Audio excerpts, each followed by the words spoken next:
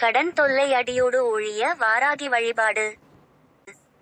இப்போது மனிதர்களுக்கு இருக்கக்கூடிய மிகப்பெரிய பிரச்சனைகளில் ஒன்று இந்த கடன் பிரச்சனை தான். வாங்கிய கடனை எப்படியாவது திருப்பி அடைக்க வேண்டும் என்ற நோக்கத்தில் அயராது உழைக்கின்றோம். நிறைய பணம் சம்பாதிக்கின்றோம். ஓடிக்கொண்டே இருக்கின்றோம். இருந்தாலும் வாங்கிய கடனை முழுமையாக திருப்பி அடைக்க முடியாத சூழ்நிலை நம்மில் பல பேருக்கு இருக்கிறது. நீங்கள் உங்கள் கடன் சுமையிலிருந்து முழுமையாக விடுபட வேண்டும் என்றால் ஆடி செவ்வாய் கிழமைகளில் யமகண்ட நேரத்தில் வாராகி தேவிக்கு இந்த விளக்கை ஏற்றுங்கள். நிச்சயமாக கடன் சுமை எளிமையாக படிப்படியாக குறைவதை உணர முடியும். செவ்வாய்க்கிழமை யமகண்ட நேரம் எப்போது வருகிறது என்பது காலண்டரில் பார்த்தாலே உங்களுக்கு தெரியும். செவ்வாய்க்கிழமை காலை 9 மணியிலிருந்து காலை 10:30 மணி வரை யமகண்ட நேரம் இருக்கிறது. இந்த நேரத்தில் வீட்டின் அருகில் கோவிலில் வாராகி சந்நிதானம் இருந்தால் அந்த கோவிலுக்கு சென்று இந்த தீபத்தை ஏற்றலாம். வீட்டிலேயே வாராகியின் திருவுருவப்படத்திற்கு முன்பாகவும் இந்த விளக்கை ஏற்றலாம். தவறு ஒன்றும் கிடையாது.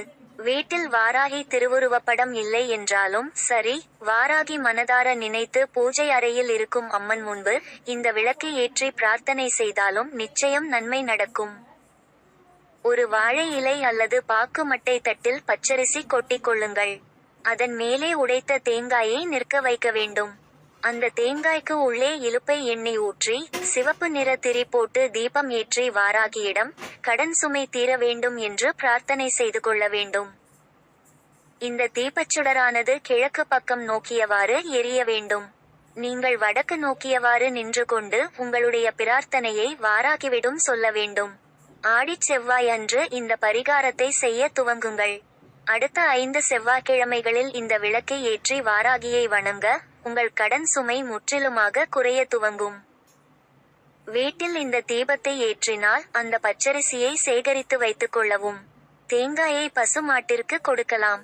அந்த பச்சரிசியில் சர்க்கரை பொங்கல் செய்து வாராகி அம்மன் கோவிலுக்கு எடுத்துச் சென்று அந்த பிரசாதத்தை கோவிலுக்கு வரும் பக்தர்களுக்கு பிரசாதமாக கொடுக்கலாம். குறிப்பாக யமகண்ட நேரத்தில் இந்த ஆன்மீகம் சார்ந்த வழிபாட்டை நம்பிக்கையோடு செய்யுங்கள். நிச்சயம் கடன் சுமை தீரும் என்பது நம்பிக்கை.